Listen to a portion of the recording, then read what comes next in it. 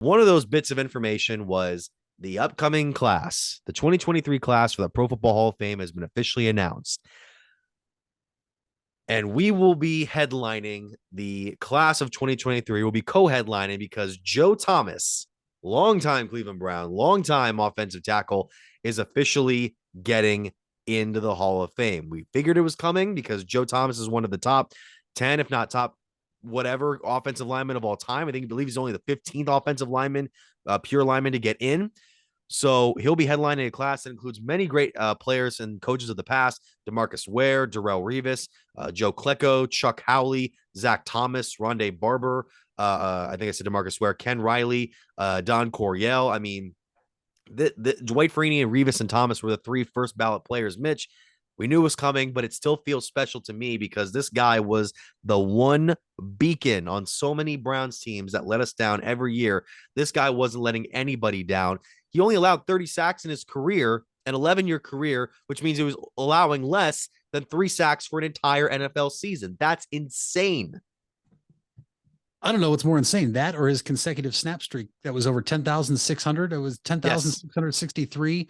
And with what, well, I actually can't even say this because Joel Bitonio, Mitch, he's kind of in that conversation now for potentially approaching that record to maybe break it. Obviously, you need a lot of longevity and health and a little bit of luck of players not rolling up on you, but we'll have to wait and see. But as of now, the best Cleveland Brown for a majority of our life is in the Hall of Fame, first ballot. Cannot say enough about Joe Thomas.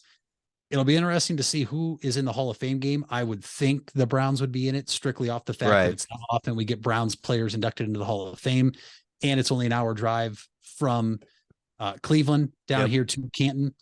There's speculation it's going to be the Browns and Jets because the Jets have two players, Joe Klecko and Darrelle Revis, both New York Jets players that are being inducted.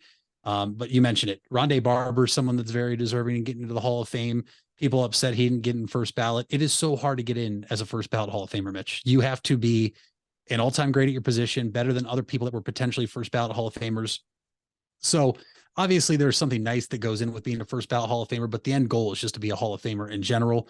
Darrelle Revis, I mean, Mitch, he was one of the top corners in the NFL while we were growing up. Revis Island was a real thing. So I would add too, and DeMarcus Ware. I was going to say Revis Island, that was a big thing, especially at a time when the league was really starting to shift its rules to support the quarterbacks, the passing game, especially receivers on the quarterbacks. And Revis made it his specialty to keep blocking down. Sorry, go ahead. No, you 100%. I mean, he was the best corner in all of football for a run, and there was really no argument about it. DeMarcus Ware, just a terrorizing player on that Cowboys defensive front. Zach Thomas, I still, that's another great player. Obviously, I don't remember Don Coryell as a coach, Chuck Howley, Joe Klecko, Ken Riley. I don't ever remember watching them. Those were the senior nominees, I do believe. It's going to be a fun Hall of Fame class, that's for sure. And obviously, it's always fun. But when you have somebody that you got to watch on your favorite team being inducted, like Joe Thomas, this has to feel great for him, Mitch, because he only ever had one winning season in Cleveland. That was 2007, his rookie year, when the Browns went 10-6, missed the playoffs by a game, needed some luck to get in. And also over 16 different starting quarterbacks. Pretty much. That he blocked for. Pretty much. Story of Josh. Was it Josh McCown that no, it wasn't Josh McCown. Somebody else he had to introduce himself to in the huddle during a game because the quarterback and Joe had never met before. Brady Quinn was on a show I listened to, and he just talked about Joe Thomas and how great he was.